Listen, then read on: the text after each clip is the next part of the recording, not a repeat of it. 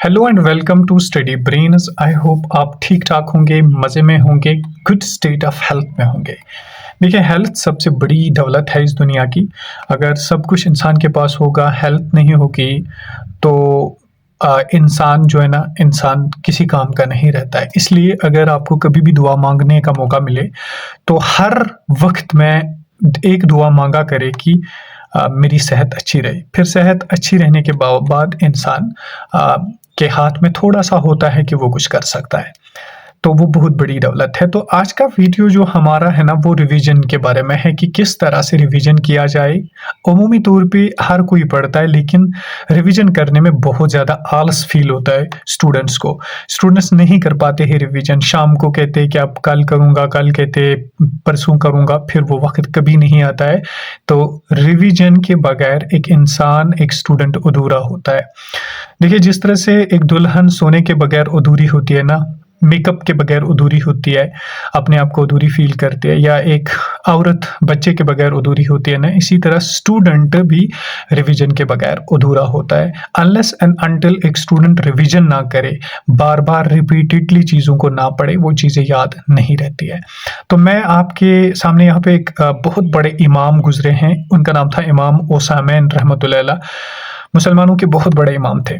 तो उन्होंने एक बात कहा है कि अगर किसी चीज़ को आपको याद रखना होगा तो उसके लिए एक ही रूल है, एक थंब रूल है, वो है रिपीटेडली उस चीज़ को पढ़ लीजिए, रिवीजन कर लीजिए। रिवीजन करने से 2 बेनिफिट्स आपको मिलेंगे।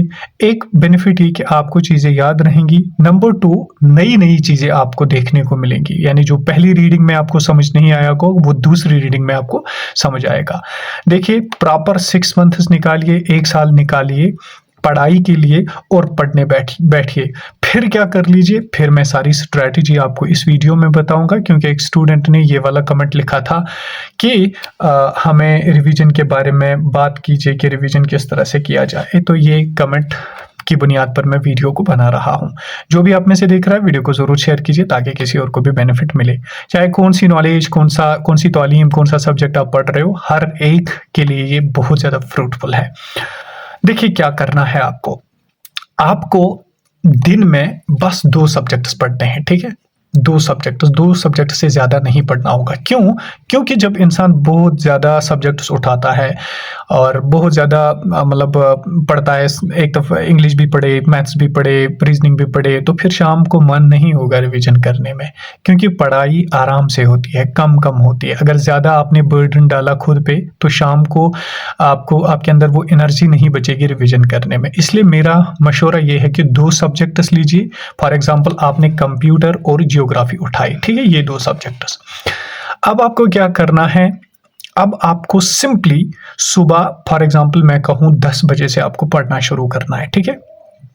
10 बजे से जब आप शुरू करोगे, शाम के 6-7 बजे तक यही 2 सब्जेक्ट्स आप पढ़ोगे। बीच में रेस्ट भी लेना चाहो तो ले लो। तो उस पे मैं ज़्यादा बात नहीं करूँगा, वरना वीडियो ज़्यादा लंबा हो जाएगा। तो बीच में रेस्ट भी लेना पड़ेगा और आप 2 सब्जेक्ट्स पढ़ लीजिए और अलग से एक कॉपी इसी तरह बना लीजिए जिस तरह से मैंने आपके सामने रखी है कॉपी।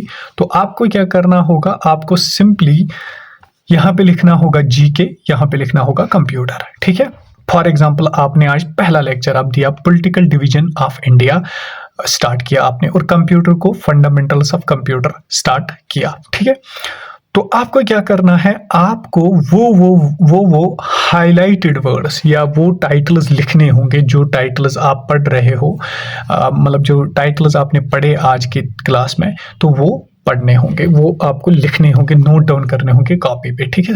अच्छी तरह से नोट डाउन करने होंगे ताकि शाम को आप उन वर्ड्स के थ्रू रिवीजन कर सको। देखिए, जब इंसान पढ़ता है ना, बहुत ज़्यादा पढ़ता है दिन को, तो फिर शाम को रिवीजन नहीं कर पाता है। इसलिए आपको क्या करना है, आपको सिंपली आपको क्या करना है, आपको सिंपली वो हेडिंग्स को ना नोट डाउन करना है। फॉर एग्जांपल, आपने पॉलिटिकल डिवीजन ऑफ इंडिया पढ़ा, तो लिखा आपने ऊपर पॉलिटिकल डिवीजन ऑफ इंडिया, ठीक है? फिर क्या पढ़ा, कौन सी हेडलाइन आपने पढ़ी, कौन सा टॉपिक पढ़ा, उसकी बस आपको एक टाइटल लिखनी है और उस टाइटल के थ्रू आप शाम को रिवीजन करना बहुत आसान होगा। तो अब फॉर एग्जांपल, आपने सुबह 10 बजे से 1 बजे तक जीके पढ़ा, उसमें आपने मिसाल के तौर पे ये 2-3 टॉपिक्स पढ़े और क्या करना होगा आपको ये जब लिखोगे, मिसाल के तौर पे आपने आज पढ़ा जियोग्राफी क्या होती है, मतलब वर्ल्ड जियोग्राफी, ठीक है, इसको नोट डाउन किया। पॉलिटिकल एंड फिजिकल डिवीजन क्या होता है, इसको नोट डाउन किया। जियोग्राफिकल कोऑर्डिनेटर्स क्या होते हैं, तो इनको नोट डाउन किया, लैटिट्यूड और लॉन्गिट्यूड ऐसे ब्रैकेट में रखा, ठीक है। अब आपने 1 बजे तक ये सारा काम किया, पढ़ा, और क्या करना होगा, मिसाल के तौर पे 12 बजे तक आपने लेक्चर दिया, ठीक है। 12 बजे के बाद 12:30 तक या 1 बजे तक ऊपर ऊपर से देखना उसी वक्त, यानी जब आपने लेक्चर को फिनिश किया, लेक्चर फिनिश करने के साथ ही आपको क्या करना है, आपको पढ़ना होगा, ठीक है।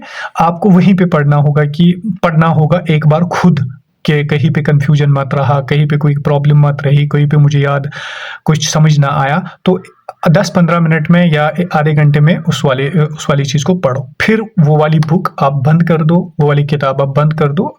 1 बजे से लेकर 2 बजे तक रेस्ट ले लो, खाना खाओ, नमाज पढ़ो और आ जाओ वापस, ठीक है। 2 बजे से लेकर आपको अब 2-3 घंटे, 3 घंटे तक कंप्यूटर पढ़ना होगा, ठीक है। ये आप तक है, आप कितने घंटे पढ़ोगे वो मुझे नहीं पता है, क्योंकि हर किसी इंसान का अलग अलग टाइम होता है। तो मैं ये बोल रहा हूँ आप इसी के अकॉर्डिंग चलना। अब आपने 2 बजे स्टार्ट किया फंडामेंटल्स ऑफ कंप्यूटर का लेक्चर पढ़ा, उसमें आपने classification of computer by size, by signal and by purpose, तो ये टॉपिक आपने पढ़ा। 10-15 मिनट में क्या करोगे, जब लेक्चर खत्म करोगे, क्योंकि लेक्चर पढ़ना एक स्टूडेंट के लिए बहुत ज़रूरी होता है।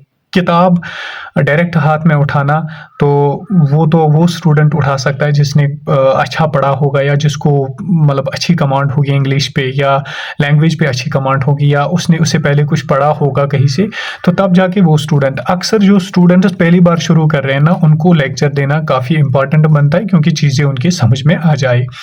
और ट्रिकी चीज़ें होती है, फिर एग्जाम में ट्रिकी चीज़ें एग्जाम में पूछता है, जिसकी वजह से कोई फिर नहीं कर पाता है वो क्वेश्चंस। तो इसलिए फॉर एग्जांपल आपने अब पढ़ा 3-4 बजे तक कंप्यूटर, 4:30 तक आप इसको खुद देख लो, एक बार अच्छे से रीडिंग कर लो, कोई जल्दबाजी की बात नहीं होती है, आराम से पढ़ लो इसको कि मैंने क्या क्या पढ़ा इसमें, और अब आप कंप्यूटर को बंद कर लो, ठीक है।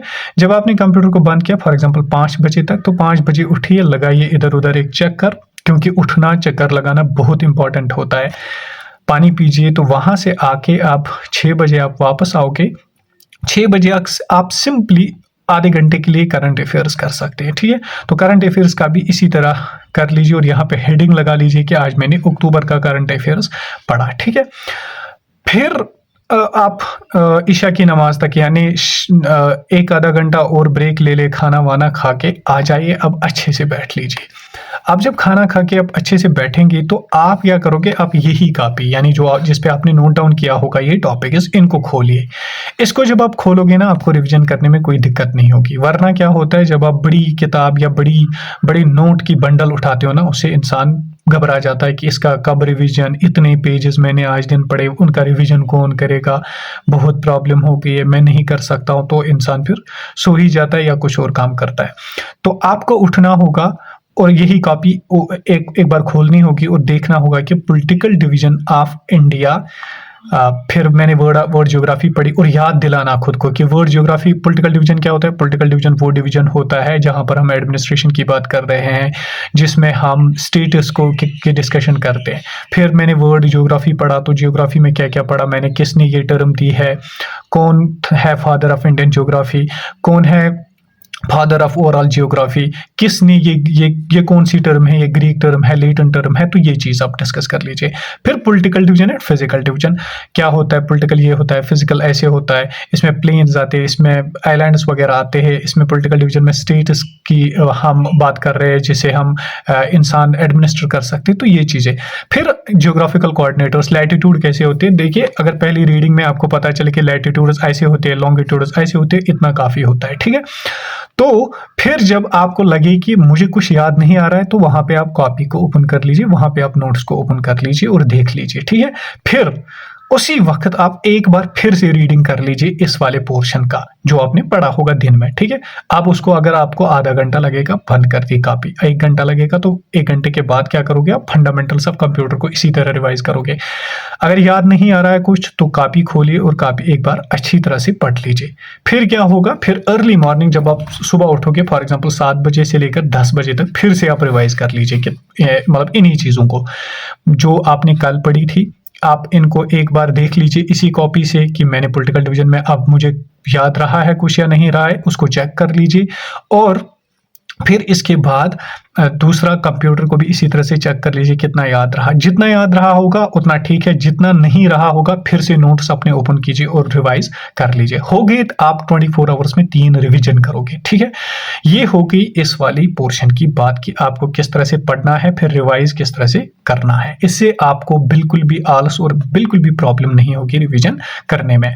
अब इसके बाद क्या करना है आपको, देखिए इसके बाद आपको करना होगा हर फ्राइडे को आपको रिवीजन करना होगा, या अगर आपको लगे ये ज्यादा है तो हर 4 दिन के बाद रिवीजन करना होगा। मिसाल के तौर पे आपने आज पढ़ना स्टार्ट किया 11 को, तो 15 तारीख को कुछ मत पढ़ो, 15 तारीख को इसी सब का रिवीजन करो फिर से कि मुझे कहाँ कहाँ पे याद रहा, कहाँ कहाँ पे मुझे भूल गया, वहां पे नोट्स ओपन कर लो और रिवीजन कर लो, ठीक है। इसी कॉपी के थ्रू सारा काम ये आपको होगा। जिस तरह से यहाँ पे डेट्स है, आज मैंने क्या पढ़ा, कल मैंने क्या पढ़ा, इस 3 तारीख को 5 तारीख को क्या पढ़ा, तो ये सारी डिटेल्स इस तरह बनाए, 4 कॉलम्स बनाए कॉपी के और उसमें आप लिख लीजिए। फिर क्या करना है, देखिए अब ये topic political division of India आपने पढ़ा, मिसाल के तौर पे 6 दिन लगे आपको इसमें पढ़ने में या 5 दिन लगे आपको पढ़ने में। अब जब 5वां दिन आप खत्म करोगे ना, फिर इस पे एमसीक्यूज कीजिए, यानी एमसीक्यूज एक दफ़ा लगा लीजिए जहां से भी आपको मर्जी। मैं भी चैनल पे जल्दी वन लाइनर्स अपलोड करूंगा इसके, तो आप यहां से भी कर सकते हैं, किसी और चैनल से भी कर सकते हैं, किसी बुक से भी एमसीक्यूज कर सकते हैं। तो उससे क्या होगा, उससे आपको एक तो कंफ्यूजन दूर होगा, एक तो चीज़ें आपको समझ आएगी, एक तो उसी में एग्जाम है तो एमसीक्यूज करने की आदत डालनी चाहिए। कितने एमसीक्यूज, 50 एमसीक्यूज कीजिए, 100 एमसीक्यूज कीजिए, बस ये हो गया तमाम आपका काम। इसी तरह आपको चलना होगा। जब आप खत्म करोगे तो 4 दिन के बाद रिवीजन करोगे, जब आप खत्म करोगे तो शाम को रिवीजन, सुबह को रिवीजन, फिर 4 दिन के बाद या हफ्ते बाद रिवीजन कीजिए। और फिर जब टॉपिक खत्म करोगे तो टॉपिक खत्म करने के बाद आपको सिंपली उस पर एमसीक्यूज करने होंगे, जितने भी हो सके उतने एमसीक्यूज कर लीजिए। लेकिन फिलहाल आपको मतलब एग्जाम अगर आपको 6 महीने है तो अकॉर्डिंगली चलिए, अगर उससे कम टाइम है तो उसके अकॉर्डिंगली आप चलिए। लेकिन मेरा यही कहना है 2 सब्जेक्ट्स पढ़ लीजिए, अगर ज्यादा से ज्यादा पढ़ोगे तो 3 सब्जेक्ट्स पढ़ लीजिए, क्योंकि बर्डन ज्यादा होता है, एनर्जी लॉस होती है, फिर इंसान को मूड नहीं रहता है रिवीजन करने में। तो आई होप आपको चीजें क्लियर हुई होंगी। अगर कोई भी चीज और आपको लगा कि मैंने मिस किया है, आप कमेंट में लिख लीजिए, उस चीज पे भी मैं आपके लिए वीडियो जरूर लाऊंगा। तब तक के लिए अल्लाह हाफिज। इस वीडियो को दूसरों तक भी शेयर कीजिए और चैनल पे अगर आप नए हैं तो चैनल को जरूर सपोर्ट और सब्सक्राइब कीजिए। Thank you so much. Stay happy and stay blessed.